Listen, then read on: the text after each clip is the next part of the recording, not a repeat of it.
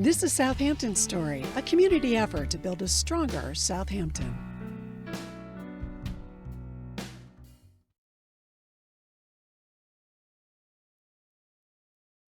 What we have done, libraries are quite noisy now, so what we have done is made this 1897 library. These are soundproof doors, so it will be a quiet space. You'll borrow an iPad or a computer to come and walk in here. What happened in 1897, there was no water, no electricity, no heat. So the original director would stay in this room with a fireplace, and the way they kept the heat in here was she would close the room off, this main room off, with this door. So all the heat was here, and the books were there. And it all rolls up into that one little box there, just like a roll-top desk. So we've used our old furniture, bought some new, but it's exactly as it was. When we first decided to do this over a decade ago, we had people come in and right-size the library and our collection. So this is appropriate for our collection that we keep here, but we belong to something called SCLS, and they are the composite for all the libraries, so they keep the lion's share of books. If you need something that we don't have here, because you can't keep 5 copies of a new book, we'll get it for you in a day or two from the SCLS main place. So anyhow, this is the new. This has been redone. The really interesting thing was we wanted to maintain as much of the old library as we could, and it had really dark, knotty pine on the ceiling. And frankly, it became cost effective because to rewire everything became cost effective to replace it. And the new white ceiling has given this room a whole, and the rest of the library a new upbeat, welcoming space. There's a terrace that we have that will have a summer tent to accommodate the larger population in the summer. So we'll have programs out there like author series, other children's programs can be in the tent, any variety of things. One of the really big reasons we decided to launch this expansion is the children only use the program room. And we needed to have a better space for them where they could be noisier, where they could be messier, and the adults could have the space, the program space. This is the new children's room. This is the pièce de résistance. This odd structure is an aquarium. So the room has been divided. Here again, we had somebody that right-sized us for the collection. We have designed in the room, they don't have the cushions in them right now, but they're window seats, so a parent or 2 children can snug in there and read. It creates a nice intimate feeling. The curvilinear bookcases were just designed to give a flow and a calming sort of feeling. We've been extraordinarily fortunate in the donors that have come to the fore.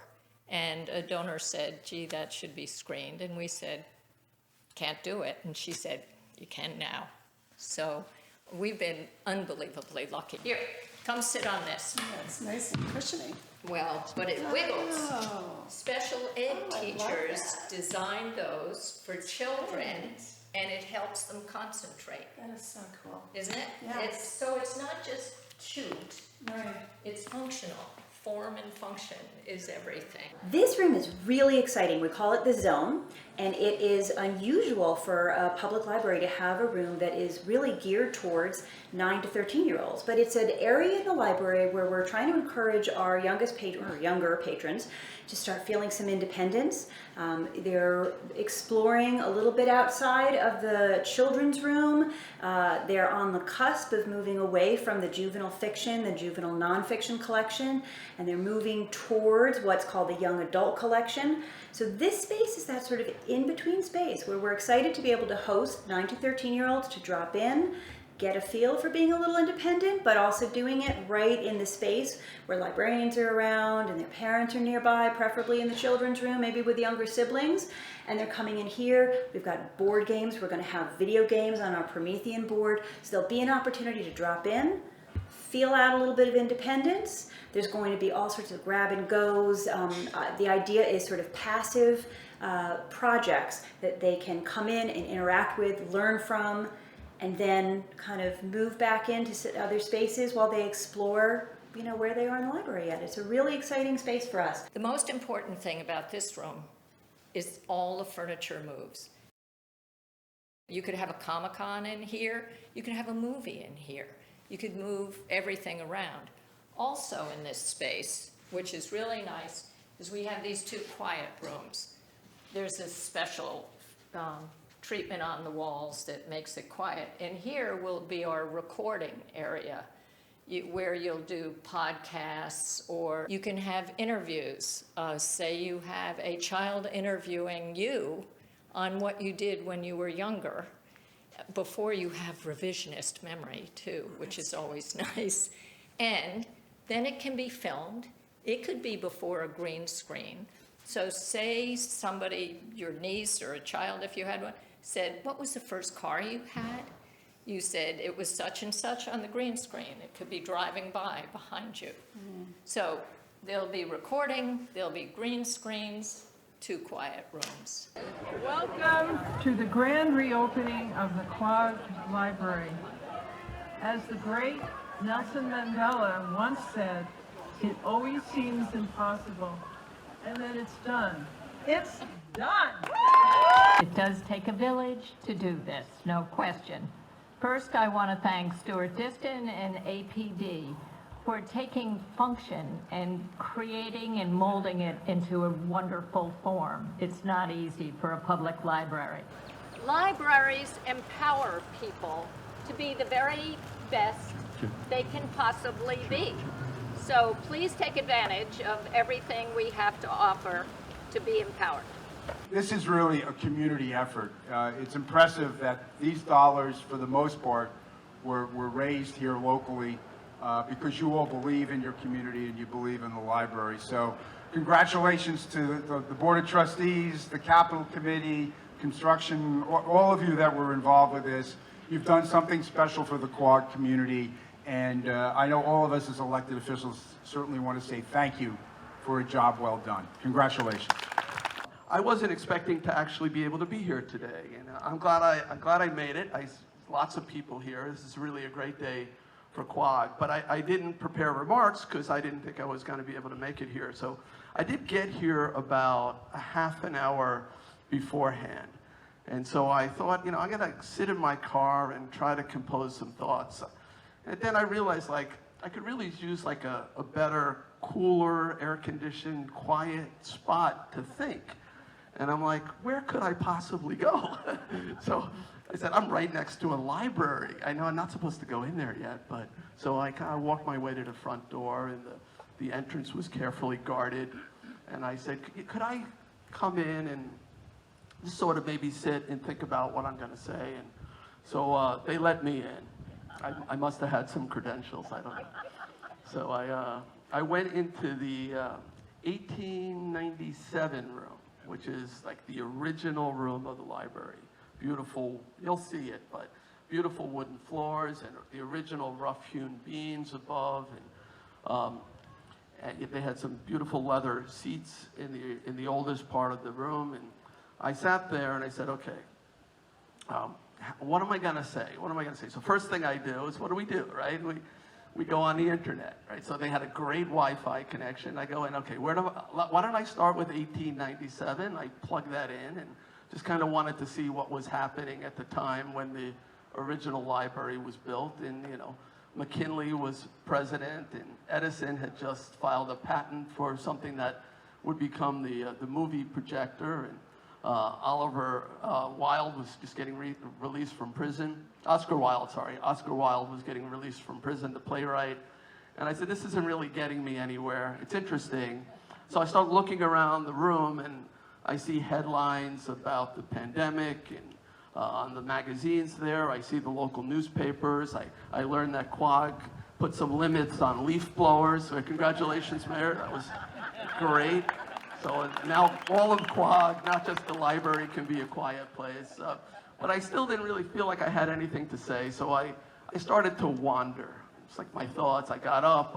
I went to the Innovation Lab, which was right next door. What an amazing room. Again, I see all the computers, the tables like lift up, they levitate, you push a button, they come up. There's a 3D printer.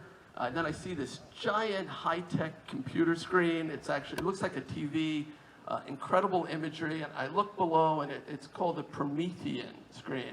And I start thinking, Promethean, wasn't Prometheus a Greek god? He stole fire from the gods, and he created humanity out of clay. And I start thinking about how the library was wasn't formed by gods, but it was sort of formed by all these people coming together and creating something out of virtually nothing.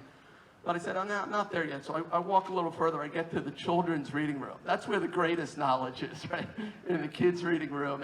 And right away, I see a book on Greek gods and goddesses. I said, wow, that's an interesting connection. I could actually learn more about Greek gods and goddesses in the children's room.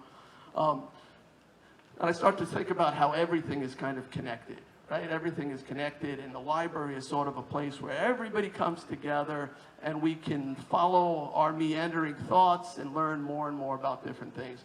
So I decide to walk back outside, and I run into Linda, and Linda starts talking about the public-private partnership and how it's sort of a continuation of Andrew Carnegie, who I don't know much about. I know he was one of the richest Americans, and I know that he gave the bulk of his fortune away. But I didn't really know so much about his early funding of libraries. And I know that this library sort of follows this pattern where a tremendous amount of donations came from the community, where people gave, and then public funds came together to make it so that these things, like that 3D printer or that Promethean beautiful computer screen, could be accessible to everyone regardless of income. Now, this is the Hamptons. A lot of people are well-heeled, but a lot of people aren't. And they don't have big screen TVs in their house, and they don't have 3D printers, and they don't have luxurious leather seats to sit in.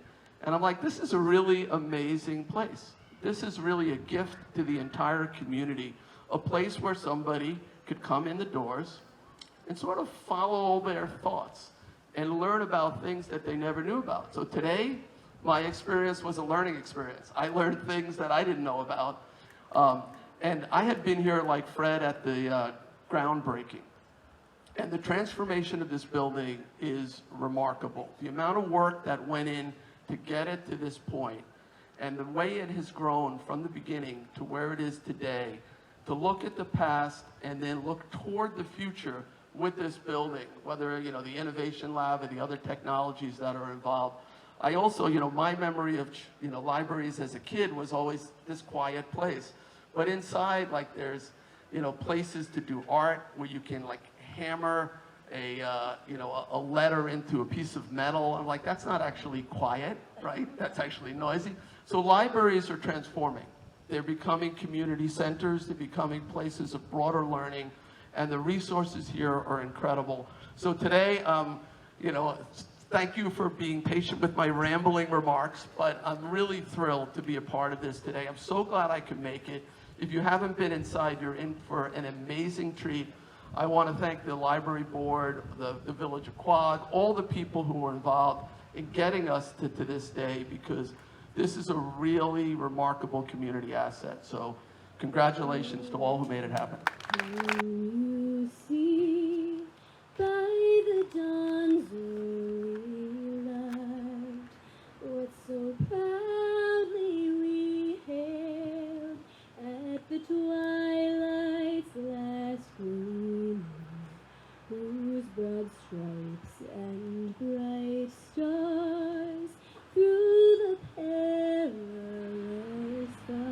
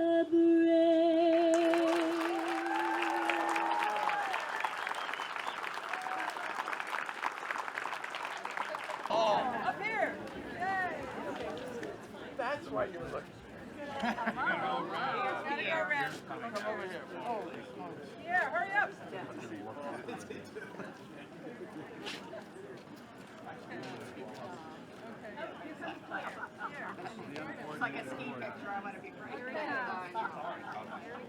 Everybody ready? Yeah. Hair up here. Okay, everybody with scissors. Whoa. Cut right through.